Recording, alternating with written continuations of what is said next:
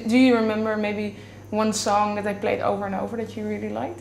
Well, certainly the entire Night at the Opera album by Queen, which someday I have this fantasy I'm writing a rock musical too, but I'm not going to talk about that, which really is sort of my family story told through so many of these songs. But I would have to say the Queen stuff and the Sgt. Pepper's album. I mean, every song, every word. My sister and I would act out plays. We would make up plays to all of the tunes. I remember one on Sgt. Pepper's, She's Leaving Home.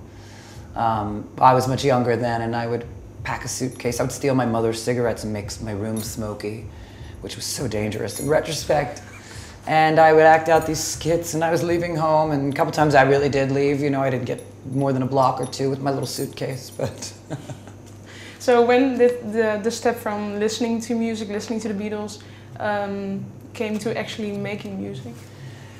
Really pretty early on. My brother and sister had a band since I was 9 years old. They were, you know, a bit older than me because they're the two oldest. I was the baby.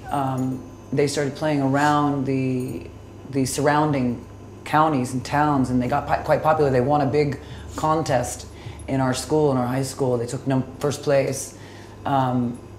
And after that, they put a band together very young, and it was pretty successful, and they started touring around the areas of Florida that weren't too far, and when they would play more locally, my parents would bring me, and I would always get up and sing a song, and I knew, wow, this is for me. The first time I sang a song was Whitney Houston, and I got a standing ovation. I was like, done.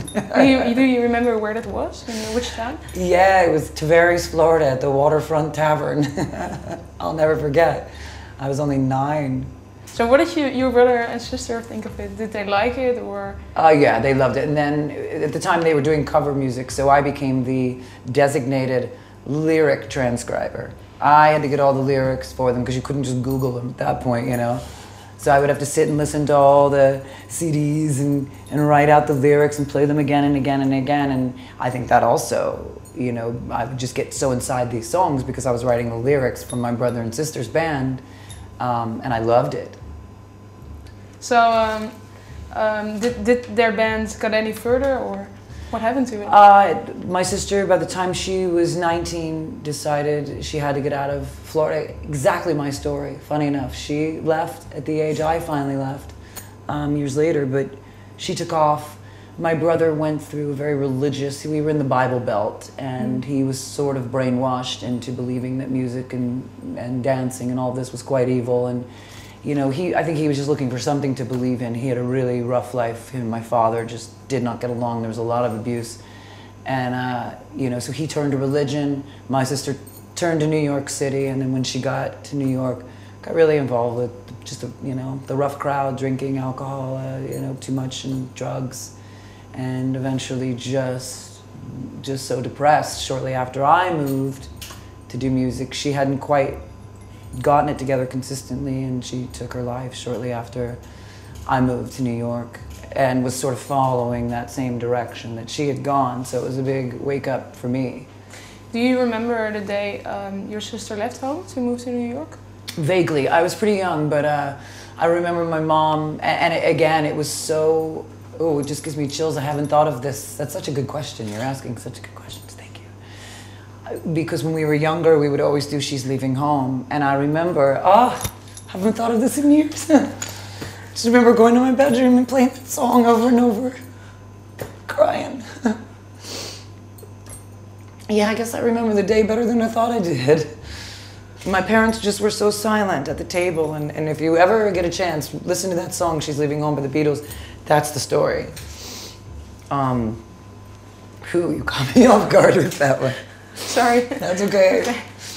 Are you okay? Yeah, I'm okay. Great. Okay. So, you moved to New York when you were the same age, you just said? Yeah. How did it go? How do you make such a decision to move from the south to the north? I mean, if I would live in Florida, I would maybe go to, I don't know, Memphis or Tennessee or... But I was in love with New York before I ever left. Of course, I had stories from my parents about it, and my father's mother would come visit sometimes in summers, and she would fly down for different graduations of my siblings, and I always heard about New York this, New York that, and saw the pictures, and books I read that had New York in it, I was already just mesmerized by New York through films, books, and stories of parents and grandparents. And it was my plan, and my sister and I kept in touch. She was kind of going off the deep end at that point. I didn't really know so much yet, but I always said, as soon as I was 18, I'm going to New York.